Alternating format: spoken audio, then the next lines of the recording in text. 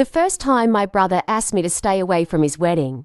He didn't say I was embarrassing. He said I was complicated. That was the word he chose. Complicated. I was sitting across from him at a quiet restaurant on a rainy Thursday evening when he pushed a small envelope toward me. "It's not personal, Nora," Daniel said. "Whenever someone says that, it is almost always personal." I didn't touch the envelope. "What is it?" "Your invitation." I smiled. "I thought this was a dinner." "It is." "Then why does my invitation need an envelope?" Daniel looked down at his hands. My younger brother had always been terrible at difficult conversations. As children, he could lie to our mother about breaking a window without blinking. But now, sitting across from me in an expensive restaurant wearing a tailored navy suit, he couldn't look me in the eye. "What are you trying to tell me?" He exhaled. "Claire and I have decided to keep the wedding very small." "I know. Family only." "I know. Her parents are bringing a few important people from their circle."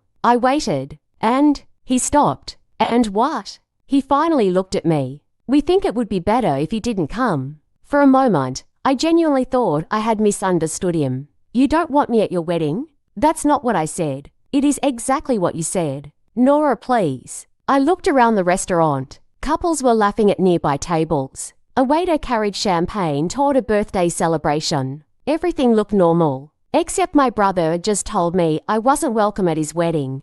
"Why?" Daniel rubbed his forehead. "Claire's family is very particular." I almost laughed. "Particular? They're business people." "So am I." He looked uncomfortable. "Not like them." That sentence hurt more than I expected. I leaned back. "What does that mean?" He hesitated. Then he said the words that finally explained everything. "Claire's father asked what you do."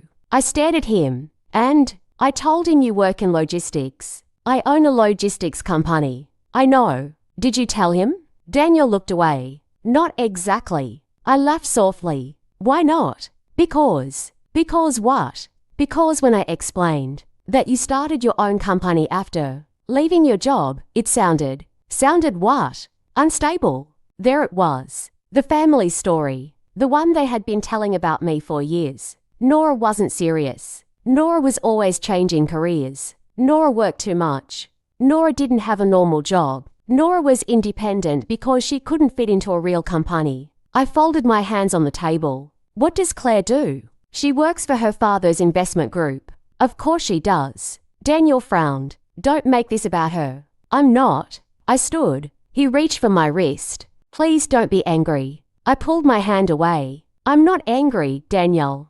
That was true, at least for the moment. "I just want you to remember this conversation." "Why?" "Because one day, when you finally understand why you were so afraid to introduce me to them, I don't want you pretending you didn't know." I picked up my bag. Daniel stared at me. "Nora, where are you going?" "Home." "You haven't eaten." I lost my appetite. I walked out. The rain had become heavier. I stood beneath the restaurant's awning and watched cars pass through the wet street. Then my phone rang. It was my operations manager, Elise. I answered. "Hi, sorry to bother you tonight," she said, "but we have a problem with the Hawthorne account." I frowned. "What kind of problem?" "Their procurement director just called, and he wants to renegotiate the renewal." "How much?" "Everything."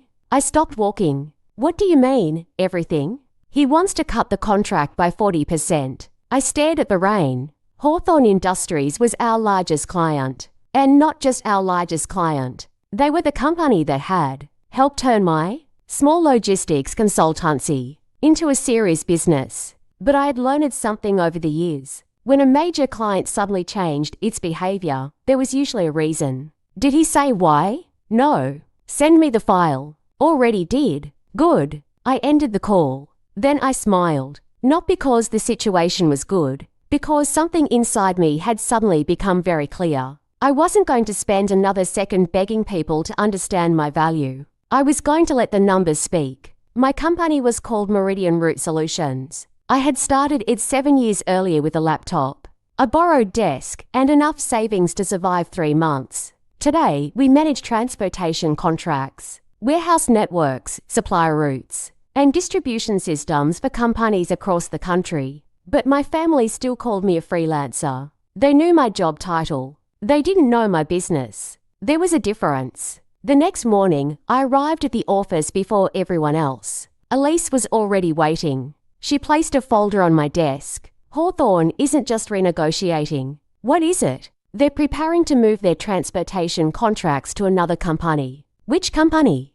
She slid another page toward me. Blackwell Logistics. I stared at the name. Then I looked at Elise. Who owns Blackwell? Thomas Avery. I leaned back. Thomas Avery. I knew him. Everyone in our industry knew him. And suddenly I understood. This wasn't about Hawthorne. Someone was trying to push us out. Find out who approached Hawthorne. Elise nodded. And don't contact them yet. Why? Because I want to know how much they think. We're worth before I tell them what we're actually worth. She smiled. You're enjoying this? No. I opened my laptop. I'm learning. 3 days later, Daniel called. I didn't answer. He called again. Then he texted, "Please call me." I ignored that too. That evening, my mother called. I answered. "Nora, your brother says you're upset." "I'm not upset. You should apologize." I laughed. "For what?" "You know what?" "No, Mom, I don't." "You made Daniel feel terrible." Daniel told me not to attend his wedding. He was trying to avoid awkwardness. For whom? Silence. For everyone, she said. I closed my eyes. "Mom, did you know?" "Know what?" "That Claire's family thinks I'm embarrassing." "That isn't what they said." "What did they say?" Another silence. Then my mother whispered, "They asked whether you were financially stable." I smiled sourly. "Of course they did. They're just protective of Claire." "No, Mom." I looked out my office window. "They're protective of their image." She didn't respond. "Mom." "Yes. If my company wasn't successful, would you still be ashamed of me?" "That isn't fair." Neither was the invitation. I ended the call. Then Elise walked in. "Nora." I looked up. "What?" "We found something." She placed a document on my desk. Hawthorne's new transportation proposal. I read it. Then I saw the name of the consultant attached to the proposal. Thomas Avery. And underneath his name was another name. Claire Whitmore. Daniel's fiancée. I stared at the document. My brother's future wife wasn't just connected to Hawthorne. She was involved in the deal that was trying to destroy my company. I felt something cold settle in my stomach. "Are you sure?" Elise nodded. Her father introduced Avery to Hawthorne. I closed the folder. "Then we have a problem." Elise looked at me. "What do you want to do?" "Nothing." She blinked. "Nothing." "Not yet." I smiled. "Let them continue." The wedding was 2 weeks away. And I wasn't invited. I thought that would hurt. It didn't, because something else had changed. Meridian Root Solutions had received 3 new contracts. One came from a pharmaceutical manufacturer, one came from a national retailer, and the third came from a company that had previously been one of Thomas Avery's biggest clients. They had all heard about what Blackwell was doing, and they had questions. I answered them honestly. No drama, no revenge, just facts. By the end of the week, we had more business than we could handle. Then Daniel showed up at my office. He walked into my reception area looking exhausted. "Nora." I looked up from my computer. "Daniel, can we talk?" "You're here." He sat down. For several seconds, he said nothing. Then he whispered, "Claire is angry with you." I almost smiled.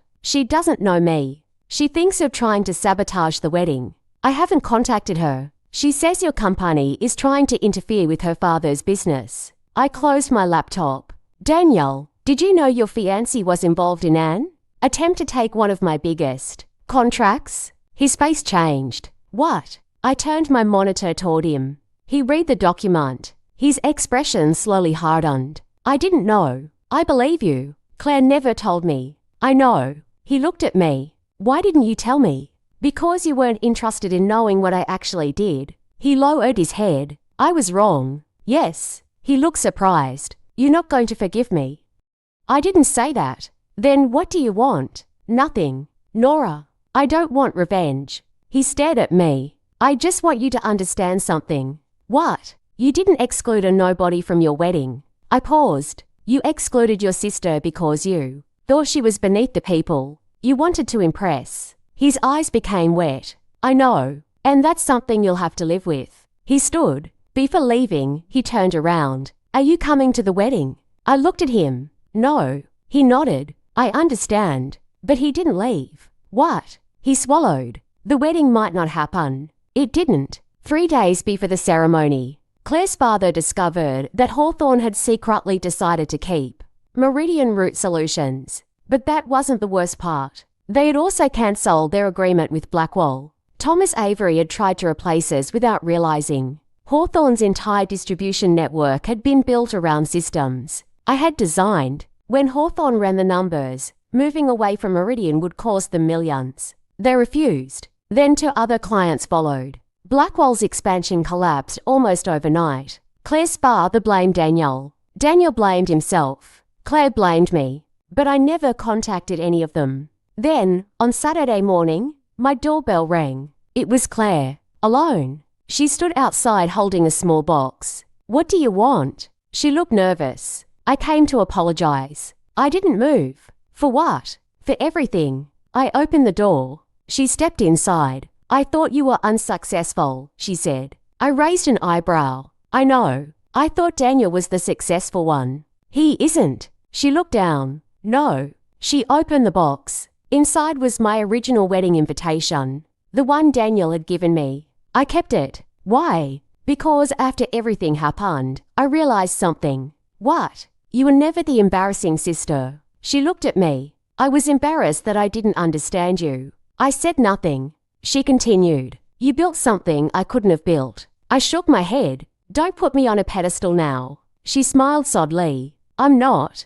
She closed the box. I'm just finally seeing you. That sentence stayed with me.